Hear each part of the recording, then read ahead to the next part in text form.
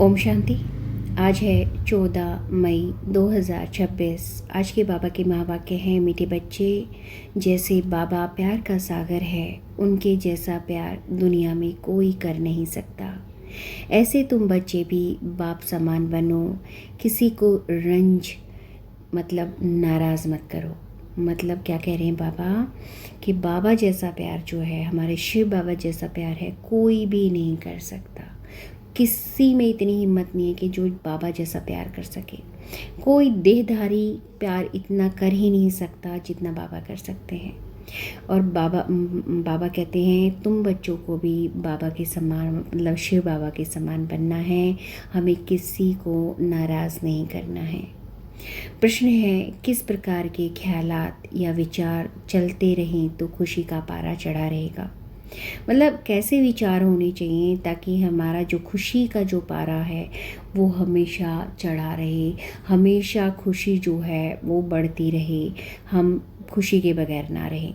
ऐसे कैसे विचार होते हैं वो। उत्तर है, अभी हम ज्ञान रत्नों से अपनी झोली भर रहे हैं, फिर वह खानियाँ आदि सब भरपूर हो जाएंगी। वहाँ सतयुग में हम सोने के महल बनाएंगे। हमारा यह ब्राह्मण कुल उत्तम कुल है। हम सच्ची सच्ची सत्यनारायण की कथा, अमर कथा सुनते हैं और सुनाते हैं। ऐसे ऐसे ख्यालात चलते रहें तो खुशी का पारा चढ़ा रहेगा।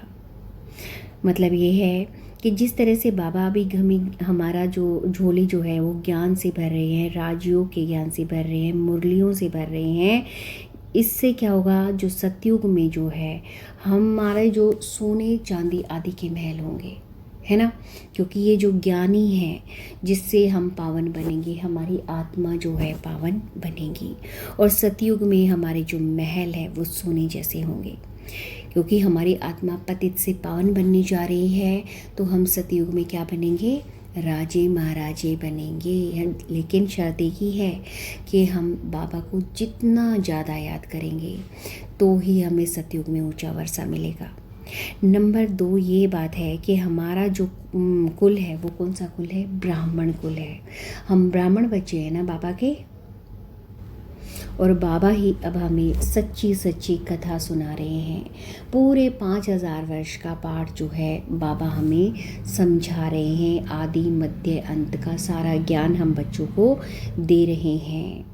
और यही ख्याल चलते चलते हमारा जो खुशी का जो पारा है वो चढ़ता जा रहा है, बढ़ता जा रहा है। हमारी खुशी में जो है कोई भी कमी नहीं आ रही है। ओम शांति। बच्चे बाप की याद में बैठे हैं। यह श्रीमत अर्थात श्रेष्ठ ते श्रेष्ठ मत मिलती है। याद की यात्रा बहुत मीठी है। बच्चे नंबरवार पुरुषार्थ अनुसार जानते हैं कि जितना बाप को याद करेंगे उतना बाबा स्वीट लगेगा। स्क्रीन है ना, एक बाप ही प्यार करते हैं, बाकी तो सब मार देते हैं। मतलब बाबा के सिवाय कोई हमें प्यार नहीं करता। दुनिया सारी एक दो को ठुकराती है, बाप प्यार करते हैं, उनको सिर्फ तुम बच्चों ने जाना है। बाप कहते हैं मैं जो हूँ, जैसा हूँ, कितना बड़ा हूँ, बताओ हमारा बाप कितना बड़ा है। तो कहते हैं बिंदी है और तो कोई जानते नहीं। बच्चे भी घड़ी घड़ी भूल जाते हैं। कहते हैं भक्ति मार्ग में तो बड़े बड़े चित्रों की पूजा करते थे, अब बिंदी को कैसे याद करें। बिंदी बिंदी को ही याद करेगी ना। मतलब एक हमारी आत्मा बाबा को याद करेगी, बाबा की आत्मा को याद करेगी। तो कहते हैं ना बिंदी बिंदी को ही याद करेगी ना। आत्मा जानती है हम बिंदी हैं, हमारा बाप भी ऐसे हैं। आत्मा ही प्रेसिडेंट है, आत्मा ही नौकर है, पाठ आत्मा ही बजाती है। बाप है सबसे स्वीट, सब याद करते हैं, हे पतित पावन, दुख हरता सुख करता आओ। मतलब हम अपने बाबा को बुलाते हैं जब हम दुखी हो जाते हैं। अब तुम बच्चों को ये निश्चय है, हम जिसको बिंदी कहते हैं वह बहुत सूक्ष्म है, परंतु महिमा कितनी भारी है। भल महिमा गाते भी हैं, ज्ञान का सागर, शांति का सागर, परंतु समझते नहीं हैं कि वह कैसे आकर सुख देते हैं। मीठे मीठे चिल्ड्रन हर एक समझ सकते हैं कौन कौन कितना श्रीमत पर चलते हैं। श्रीमत मिलती है सर्विस करने की। बहुत मनुष्य बीमार रोगी हैं, बहुत हैं जो हेल्दी भी हैं। भारतवासी जानते हैं सतयुग में आयु बहुत बड़ी एवरेज कितनी 125 से 150 वर्ष की थी। मतलब सतयुग में जो एवरेज उम्र थी कितनी थी, 125 से 150 वर्ष की आयु थी। अब तो कुछ भी नहीं बची है ना, 60 साल एवरेज रह गई है हमारी उम्र। हर एक अपनी फुल आयु पूरी करते हैं। यह तो बिल्कुल ही छी दुनिया है जो बाकी थोड़ा समय ही है। मनुष्य बड़ी बड़ी धर्मशालाएं आदि तब तक बनवाते रहते हैं, जानते नहीं हैं यह बाकी कितना समय होंगी। मंदिर आदि बनाते हैं, लाखों रुपया खर्चा करते हैं, उनकी आयु बाकी कितने समय होगी। तुम जानते हो यह तो टूटे की टूटे। तुमको बाबा मकान आदि बनाने के लिए कभी मना नहीं करते हैं। तुम अपने ही घर में एक कमरे में हॉस्पिटल कम यूनिवर्सिटी बनाओ, बिगर कोई खर्चा। हेल्थ वेल्थ हैप्पीनेस 21 जन्मों के लिए लेना है। इस नॉलेज से यह भी समझाया है तुमको सुख बहुत मिलता है।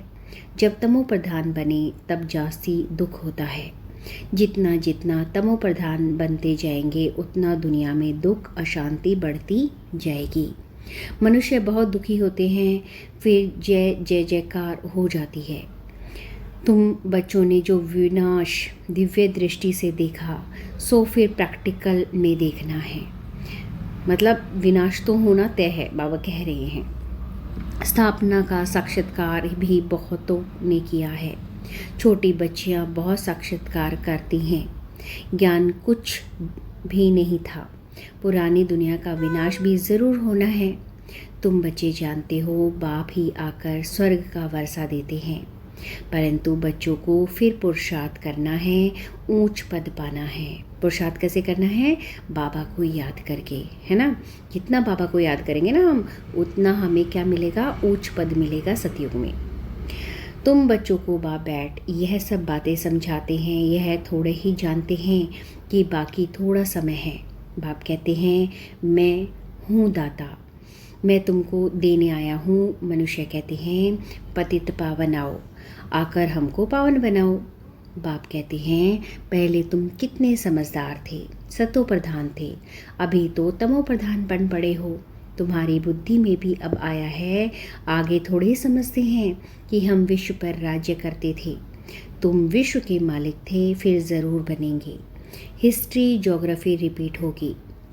बाप ने समझाया है 5000 वर्ष पहले मैं आया था, तुमको स्वर्ग का मालिक बनाया था, फिर तुम 84 जन्मों की सीढ़ी उतरते हो।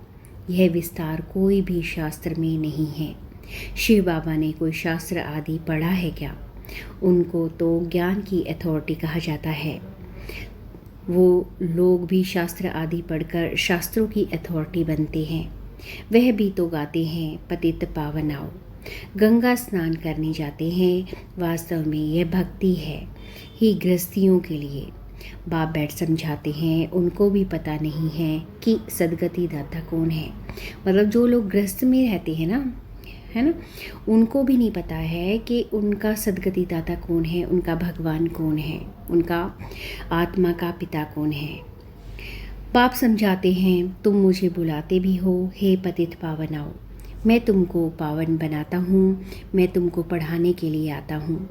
ऐसे नहीं कि हम पर कृपया करो, मैं तो टीचर हूँ, तुम कृपया आदि क्यों मांगते हो? आशीर्वाद तो अनेक जन्म लेते आए हो। अब आकर माँ बाप की मिल्कियत का मालिक बनो और आशीर्वाद क्या करेंगे? मतलब बाबा कहते हैं आशीर्वाद का क्या करोगे?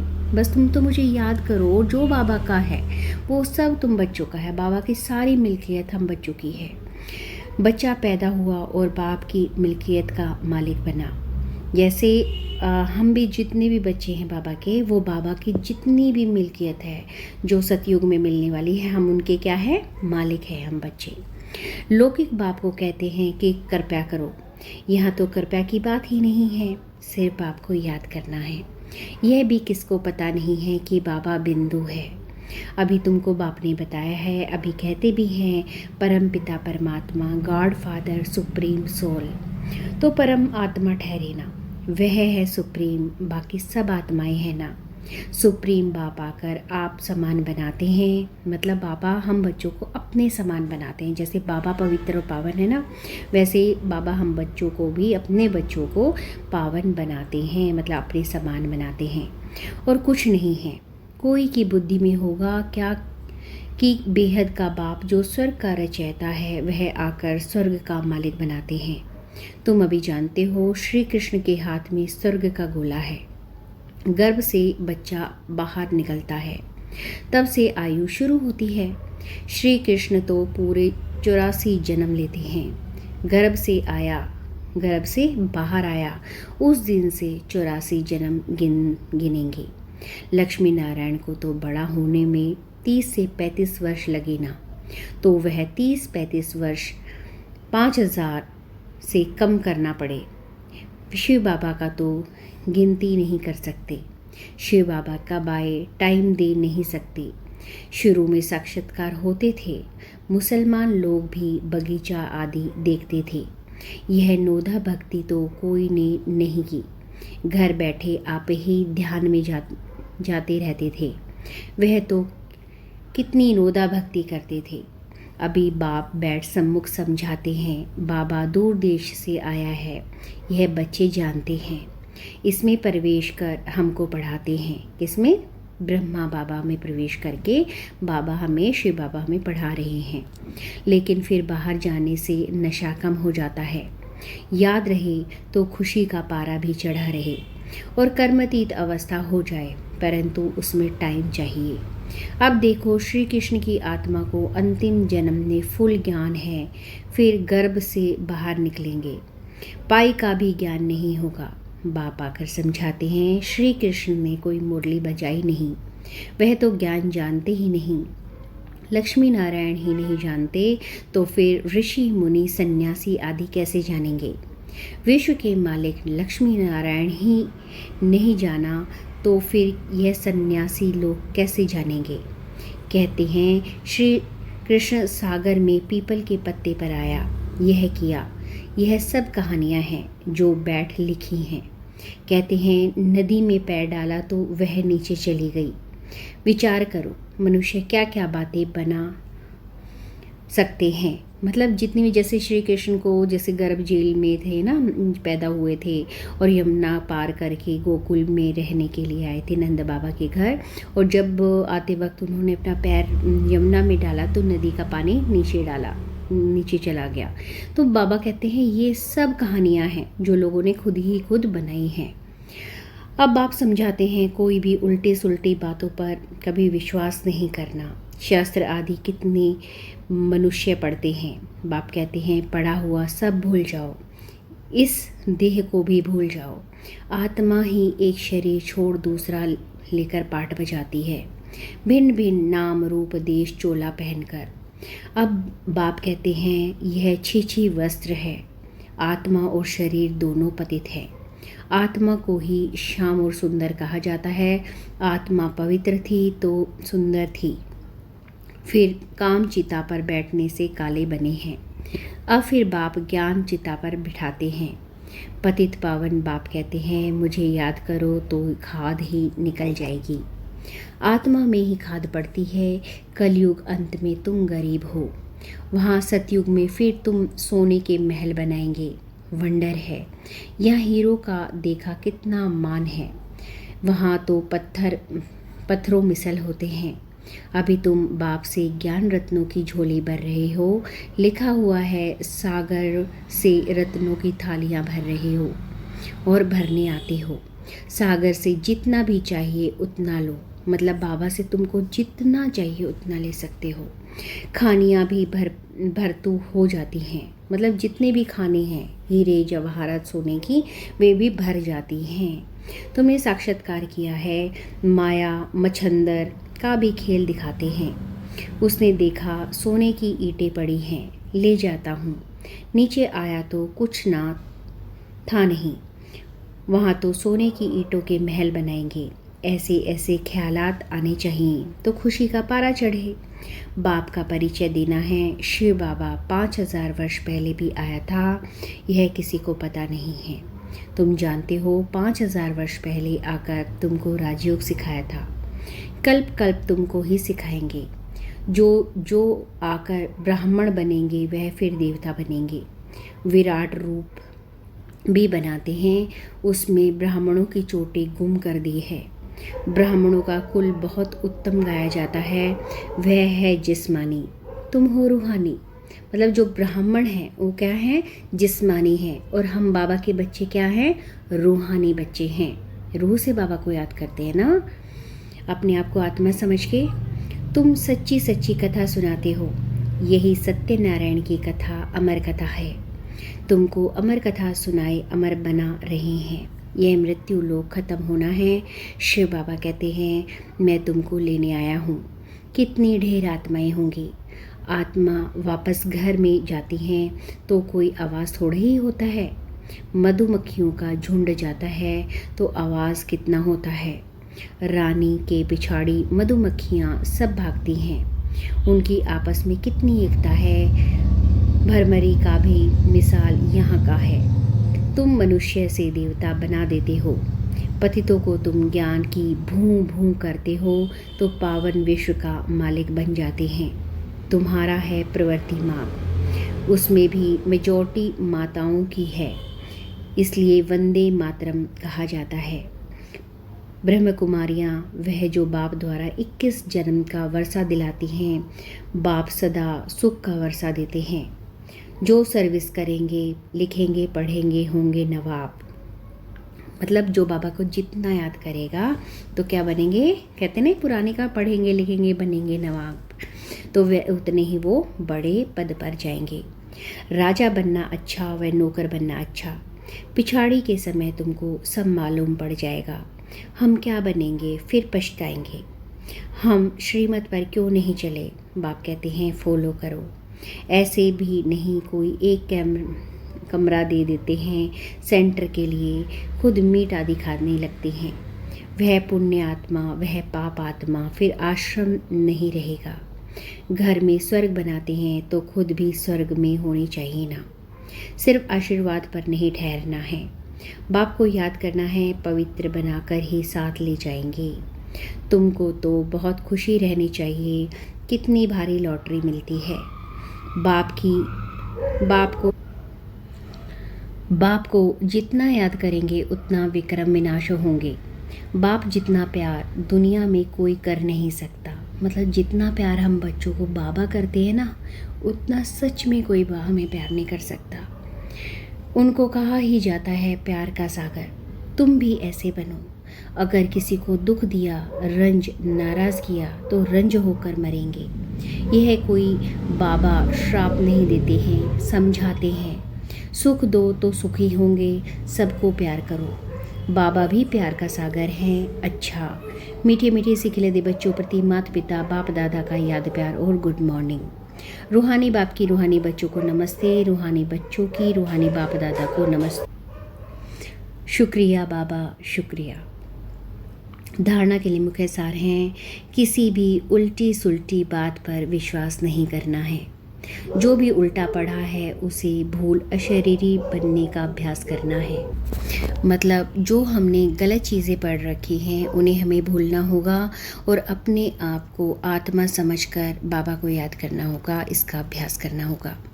नंबर 2 है, सिर्फ आशीर्वाद पर नहीं चलना है, स्वयं को पवित्र बनाना है। बाप को हर कदम में फॉलो करना है। किसी को भी दुख नहीं देना है, नाराज़ नहीं करना है। वरदान है, सच्ची लगन के आधार पर और संग तोड़ एक संग जोड़ने वाले संपूर्ण वफादार भव। संपूर्ण वफादार उन्हें कहा जाता है जिनके संकल्प व सौपन में भी सिवाय बाप के और बाप के कर्तव्य व बाप की महिमा के, बाप के ज्ञान के और कुछ भी दिखाई ना दे। एक बाप दूसरा न कोई। बुद्धि की लगन सदा एक संग रहे तो अनेक संग का रंग लग नहीं सकता। इसलिए पहला वायदा है और संग तोड़ एक संग जोड़। इस वायदे को निभाना अर्थात संपूर्ण वफादार बनना है। मतलब किसी भी स्थिति में, चाहे कोई भी परिस्थिति हो, कुछ भी हो जाए ज़िंदगी में, देह के संबंध हो या कुछ भी हो, हमें सिर्फ अपने शिव बाबा को याद करना है, उनकी याद में रहना है। अपने आप को आत्मा समझ के हमें अपने बाबा शिव को याद करना है, क्योंकि शिव बाबा से ज़्यादा प्यार हमें कोई भी नहीं कर सकता, क्योंकि वो हमारे पिता हैं और हम उनके बच्चे हैं। स्लोगन है, सत्यता की स्व स्थिति परिस्थितियों में भी संपूर्ण बना देगी। अव्यक्त इशारे सदा अचल अडोल एक रस स्थिति का अनुभव करो। हम ऊंचते ऊंच बाप के बच्चे हैं, यह याद रहने से एक रस अवस्था रहेगी। जब एक से संबंध रहता है तब अवस्था भी एक रस रहती है। अगर और कहाँ संबंध की रंग जाती है तो एक रस अवस्था नहीं रहेगी। तो एक रस अवस्था बनाने के लिए सिवाय एक के और कुछ भी देखते हुए न देखो। मतलब वही, बहुत कुछ रिश्ते हैं आपके आसपास, हमें उनको नहीं देखना है, सिवाय सिर्फ अपने बाबा शिव को ही याद करना है, हर स्थिति में, हर परिस्थिति में। ओम शांति।